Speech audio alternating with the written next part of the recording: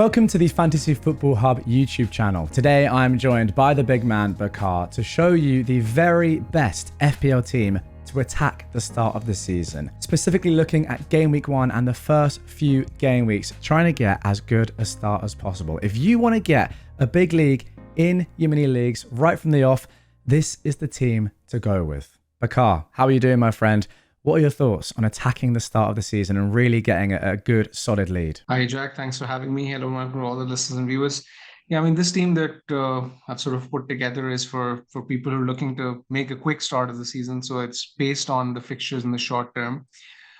And, you know, it's obviously very handy to get off to a good start, because if you do, especially in this season, because now that we can accumulate free transfers, if someone is in that position where we can get off to a quick start and have, let's say, 3 or 4 transfers at his disposal, it will be tough catching him, right? Absolutely. So it's obviously imperative to start quickly. And this video will in this video we will share some of the best sort of short-term picks in the game, which might help you get off to a quick start early in the season.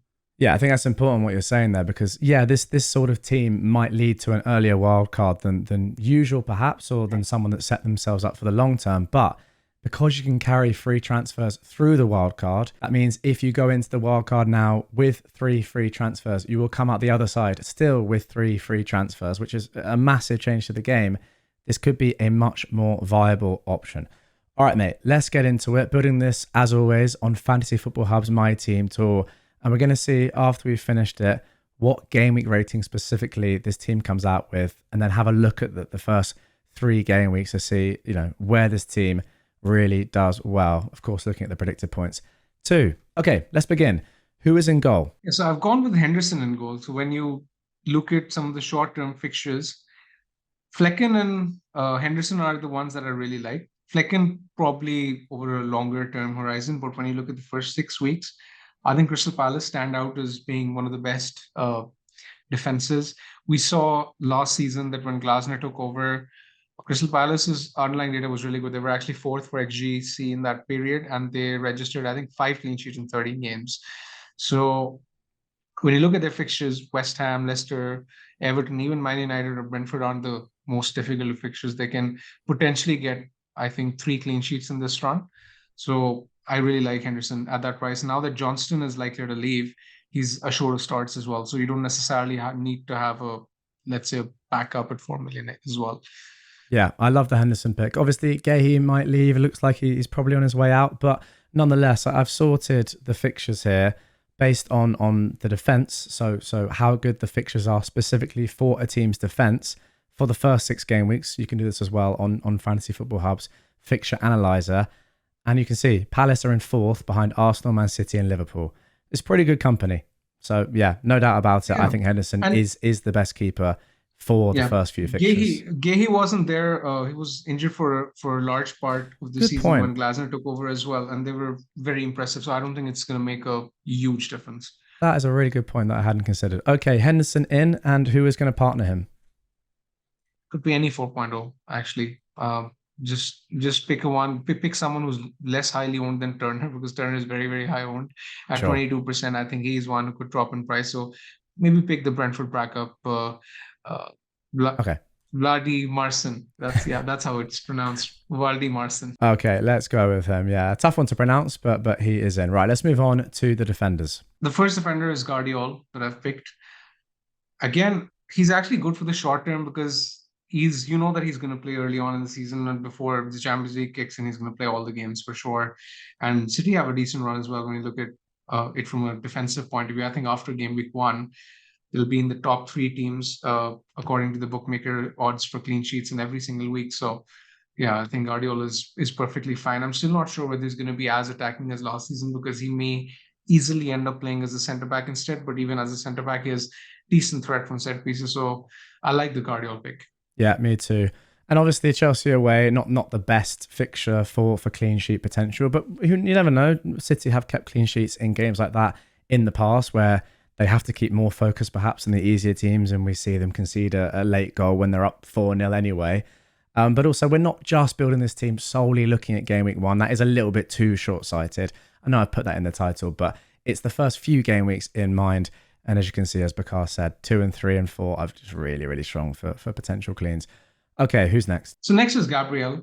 Now, if you were making a team for, let's say, longer term horizon for the first 10, 12 weeks, I would have gone Saliba for the minutes. But I think Gabriel early in the season with no Champions League, I don't think it'll be a huge issue. Calafiori hasn't really still played in a preseason friendly. Neither has Timber featured regularly. So I just think that Gabriel and Saliba should start the season. Gabriel, of course, has the better attacking threat when both of them are on the field. In fact, he was in the top three defenders for big chances last season. So we know what you're getting with Gabriel. He's a fantastic pick last season, and there's a good chance that he sort of gets off to a quick start again. Yeah, interestingly, looking at the predicted points over the first four on Fantasy Football Hub's My Team tool here, you can see there's actually quite a big difference between Gabriel and Saliba. That is down obviously to the attacking threat, but then that means that due to the new bonus system, I think that is why we're seeing the difference here as well, because obviously shots on target now for all players are +2 in the bonus system. Didn't exist before, and Gabriel does often have a shot on target from a corner or whatever. Just one, I think, would see him usurp Saliba in a lot of games, whereas last year Saliba was, he tended to be 1 or 2 baseline bonus points ahead, which was why their scores were more similar. I love the Gabriel pick. He's going to be in my team. So, good stuff. Who's next? Yeah, so next is actually Dan Burn. Again, from Newcastle. Decent run of fixtures to begin with at the start. At 4.5, there's not much you can expect. Currently, it's sort of tough to say who the best Newcastle 4.5 million defender is. But I've got Burn in there simply because Eddie Howe has sort of preferred him in the past. And I think without any official confirmation of Mark Gahey signing for Newcastle, I think it's probably too risky to start with him at the start of the season. And now there are rumors that Trippier might stay as well, which may not be the best news for Livermento. So I've gone with Burn. I'm not still fully convinced, but I think he can do a job. Yeah, this is a tough spot. I feel like if there was a standout 4.5 Newcastle defender, they'd be in. It's just whether or not there'll be one come deadline. They'd be in most drafts. Yeah, exactly. Okay. Next up, who've you got? Next up is Konza. Again, I think very well priced, probably the most nailed Villa defender. And it's basically his run from game week 3 to 6, which really, really appeals, where Aston Villa playing Leicester, Everton, Wolves, and Ipswich. So you'd expect a few clean sheets in that spell. And that's potentially a spell where, let's say, you can bench Gabriel because Gabriel's playing Spurs and Man City in game week 4 and 5. So that sort of rotation works really well. Yeah, completely agree with that. And then final defender? Final defender can be 4 million one. It's Barco. Again, a short-term pick to start the season with. We know that Estupiñán is injured. He's reportedly out till late September, possibly even early October. And should that be the case, then Barco's opening fixtures are really good. If you look at his game week 4 and 5 fixture in particular, you can potentially play him at home to Ipswich and at home to Nottingham Forest. And he's been taking set pieces in preseason as well. So he's a good filler. I mean, I don't want to rely on him week in, week out.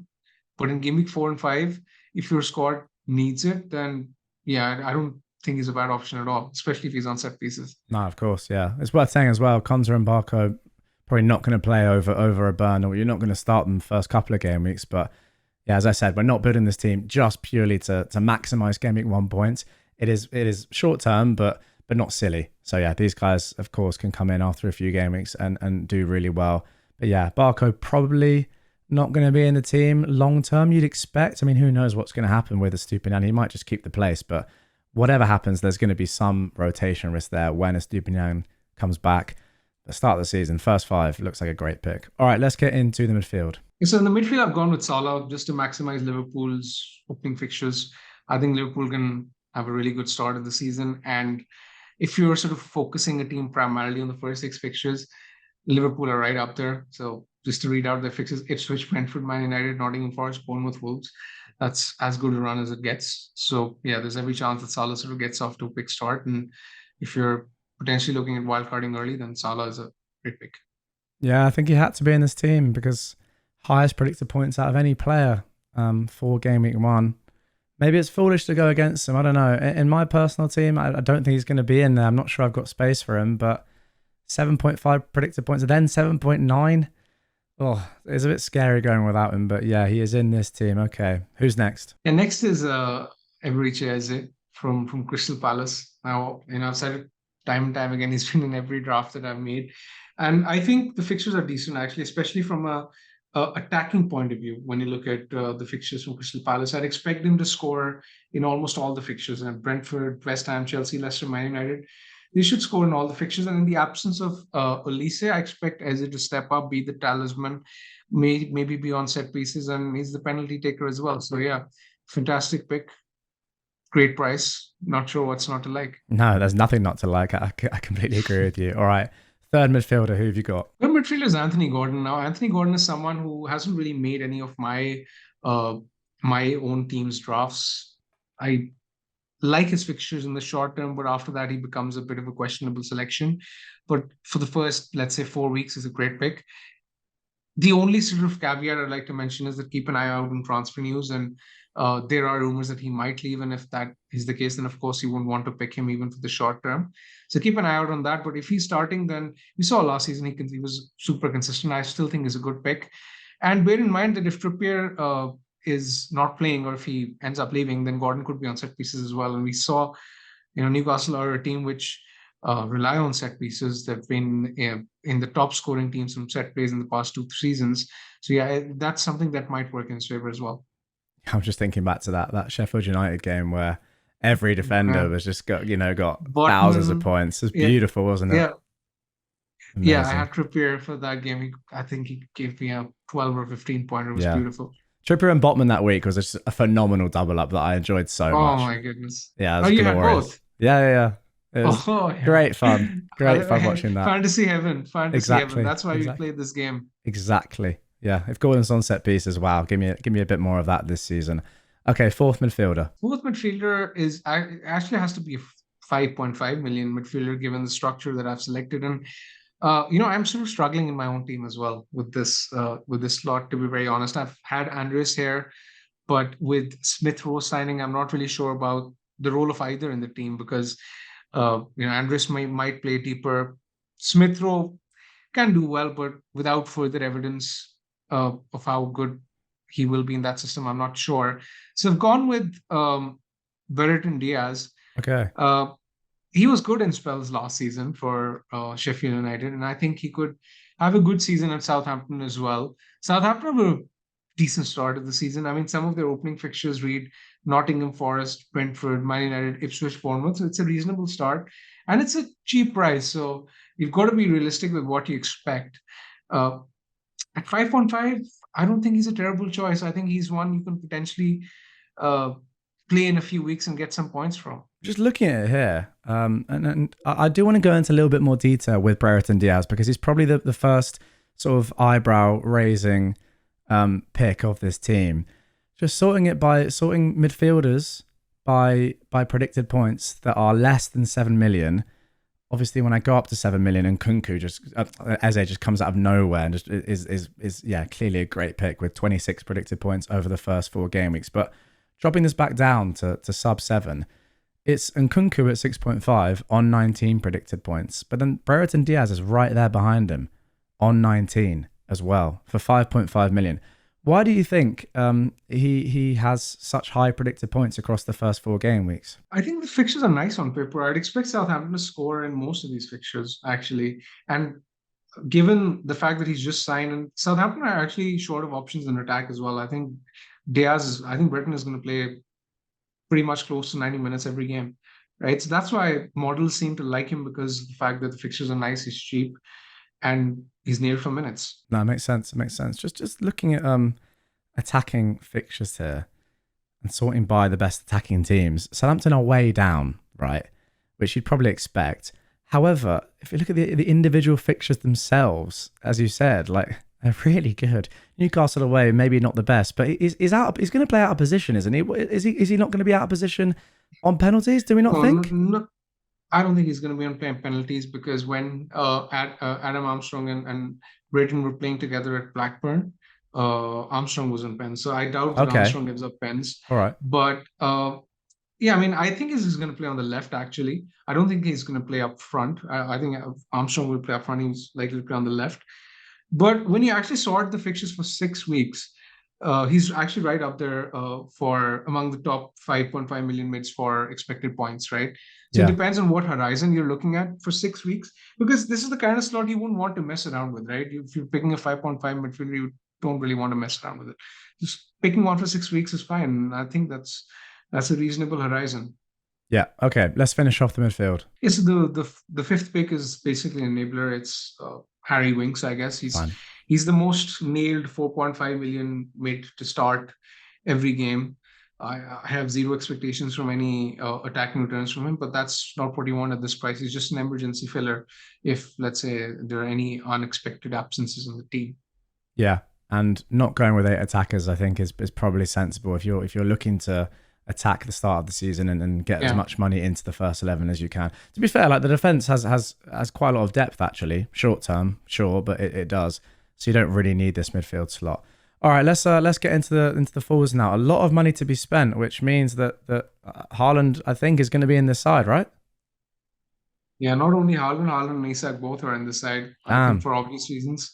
I mean, Haaland has Ipswich at home in game week 2, so you want him, especially when you're looking at a short-term team.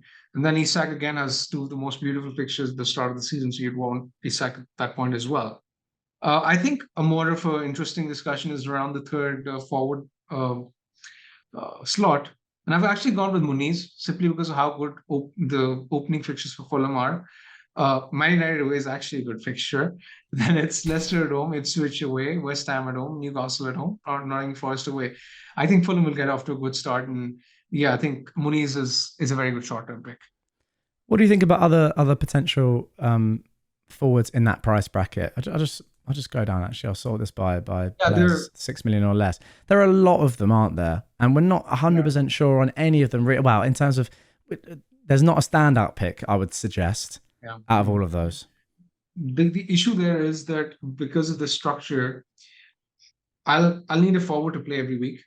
Yeah. And let's say if I pick someone like a João Pedro's issue is that if you have him as a seventh attacker, Brighton are playing Arsenal in game week 3, and you don't want that. And again, Arsenal in game week 3. And then when you look at Southampton, there's Armstrong. They're playing Newcastle in game week 1, which isn't ideal, right? I already have Breton Diaz, so I don't want to double up on the Southampton attack. So in that bracket, I think Muniz probably makes the most sense given how this team is shaping up.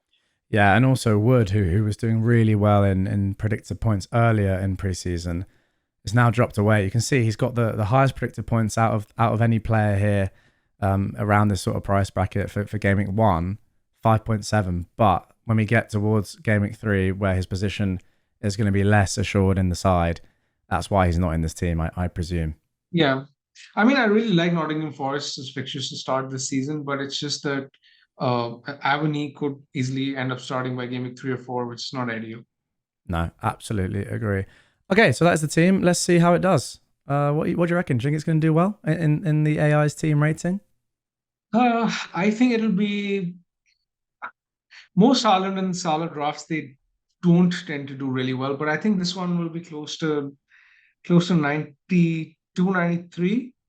Okay. Yeah. Well, I mean, that's the main thing is that 90, we've got something all the like big something hitters like in that. there. It's very strong. What does it suggest? I think 92, 93?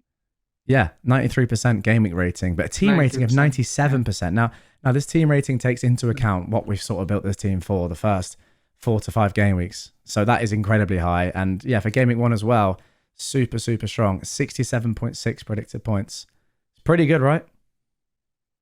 Extremely good. Very good. Let's talk captaincy, actually. First few game weeks with this side. Let's go I through it mean, because when you have Haaland and Salah, I mean, is there really a debate to be had? Because if you have those two, you're going to captain them every alternative week. I think it's fairly clear cut. I think the only potential week is so let's do it then. Game week 1, who would you captain?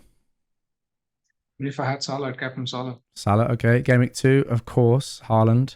No Haaland, debate there at all. Game week 3, potentially the only one where it's a little bit closer, but Haaland. yeah, Haaland, I think, yeah, against West Ham as opposed to Salah against Man United. Probably Haaland.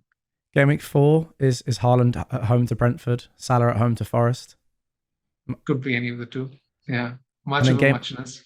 game week 5 we'll end there. Salah at home to With Bournemouth. Salah, For sure, yeah. So the opening first 5 6 weeks is sorted, and then we can potentially just wildcard after having gotten off to a quick start. So this is why I like this team.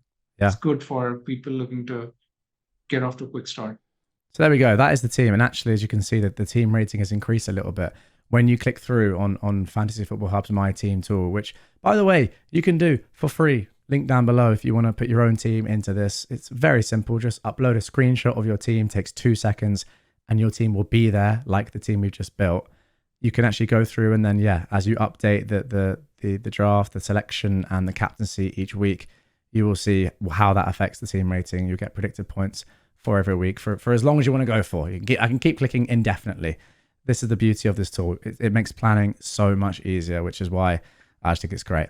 Okay, Bakar, thank you very much. I like the team a lot, actually. I'm not going to lie. Like it's obviously, yeah, a little bit short term, but I don't know. Looking at fixture swings, game week 4 potentially could be a good time to wildcard. Game week 6 definitely looks pretty strong. Do you have anything in mind for when you'd wildcard, or are you a bit more open? For my team, Yeah. I think I want to be flexible. I don't really want to pre-commit to a certain week because there will be weeks where, let's say, injuries will come, or where you would want to jump on a few players. I think game week 6 is actually the first window where you'd actually want to buy a few players because of how good Arsenal's fixtures and City's fixtures are, and because City and Arsenal playing each other in game week 5, so it comes right after it. But I want to be in a position where I have enough free transfers in hand, and then I can just basically decide when to wildcard. I think wildcard can be used more aggressively this season, if I'm being honest, because with this new rule, which allows you to save these transfers, I think the threshold for playing a wildcard has gotten lower. You can play it to attack weeks. Yeah. I still don't want to commit to it because I'm sort of from a more traditional mindset where I like playing it when my team needs it, as opposed to attacking any particular week. But I understand that people have different viewpoints in this. So for people who are more aggressive managers, I think this is a good strategy. Okay, so there we go. That is going to do it for this video. Get in the comments down below. What do you think of this team? Are you tempted to attack the first few game weeks? Genuinely, I think I am. I'm kind of coming around to the idea that yeah, based on what Bakar was just saying, you really can use the wildcard a little bit more aggressively, and you have the fallback of carrying through those free transfers if it doesn't go to plan. Obviously, the wildcard is the most impactful chip in the game. I don't know, being able to carry transfers is a big difference. Bakar, thank you very much for that insight. Make sure you're subscribed to the channel, guys. Click the link in the description to go and build your own team yourself and see how it rates. And we will catch you on the next video.